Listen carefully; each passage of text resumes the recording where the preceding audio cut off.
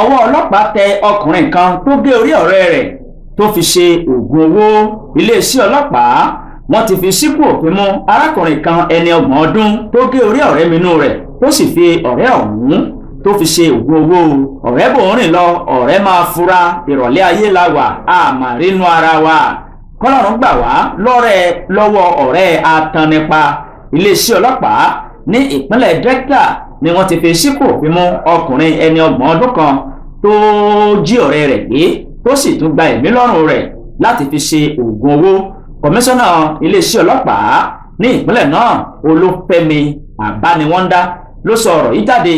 Ó sì ṣàlàyé wípé láti inú oṣù kẹsàn-án ọdún sẹ́yìn ni wọ́n ti ń wá arákùnrin tó jẹ́ ọ̀rẹ́ ẹni tí wọ́n ń wá yìí, tí gbogbo àwọn mọ̀lẹ́bí sì ti bẹ̀rẹ̀ sí ní gbìyànjú sọ́tún gbìyànjú sósì láti rí ọmọ wọn. Nígbà tí ìṣẹ̀lẹ̀ ọ̀hún ṣẹlẹ̀, ó mi orí ayélujára tìtìtì. Olóògbé ọ̀hún ni wọ́n pe orúkọ rẹ̀ ní Paulina Uku. Ní iléeṣẹ́ ọlọ́pàá sì ti bẹ̀rẹ̀ iṣẹ́ takuntakun láti ṣe àwárí ẹni tó di àwátì ọ̀hún. Àbániwọ́ndá sọ pé afurasí náà ọkọ́kọ́ ní òun kò mọ ohunkóhun nípa ọ̀rẹ́ òun tí wọ́n ń wá káàkiri, ṣùgbọ́n iléeṣẹ́ ọlọ́pàá wọ́n rán létí wípé ẹ̀yin méjèèjì lẹ́jọ́ jáde ní ọjọ́ tí ọ̀rẹ́ rẹ̀ tó di àwátì. Lẹ́yìn àkókò díẹ̀ ni afurasí ọ̀hún ló lọ sí ọ̀dọ̀ ẹ̀gbọ́n olóògbé tó sì béèrè 500,000 náírà 500,000 naira wípé òun fẹ́ fi bẹ babaláwo lọ́wọ́ ẹ̀ láti jẹ́ kí ó bọ́hun fi oògùn abẹnugọ̀ngọ̀ wá ọ̀rẹ́ òun jáde. Lẹ́yìn náà ló tó padà lọ bá mọ̀lẹ́bí olóògbé tó jẹ́ ọ̀rẹ́ rẹ̀ wípé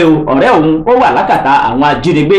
Owó tí wọ́n sì ń béèrè ni 20.7 million naira. Eléyìí ló fà á tí àwọn mọ̀lẹ́bí tí wọ́n fi fura sí ọ̀rọ̀ náà wípé ejò ó lọ́wọ́ nú. Ọlọ́pàá ṣe ìwádìí fínífíní, ní èsì ìwádìí sì fi hàn wọ́n wípé ọ̀dọ́mọdékùnrin ẹni 30 ọdún yìí òun ni ó ṣe kó pa ọ̀rẹ́ rẹ̀ tó jẹ́ ẹni ọdún 52. Ọkùnrin afurasí kejì òun ló jẹ́wọ́ pé lóòótọ́ ni ọ̀rẹ́ Paulina gbé wá ká òun mọ́lé létí odò Òrèrè tó wà ní Òtòkùtù pé kí àwọn gba ẹ̀mí lọ́rùn rẹ̀. Ó fi kún pé òru ọjọ́ kẹjọ oṣù kẹsàn-án ọdún 2024 yìí làwọn lọ gé orí rẹ̀ ní etí odò tí àwọn sì ju ìyókù ara rẹ̀ sínú odò ọ̀hún.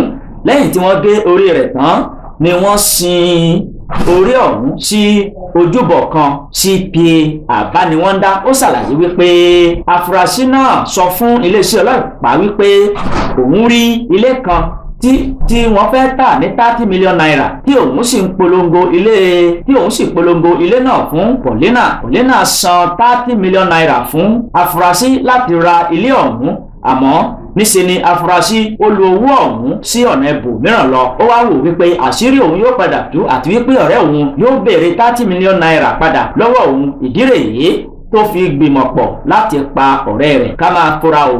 Iléeṣẹ́ ọlọ́pàá ni wọ́n ti fi síkù òfin mú arákùnrin náà tó sì ti ń wò kánbónkánbó bí òkété inú ayanran.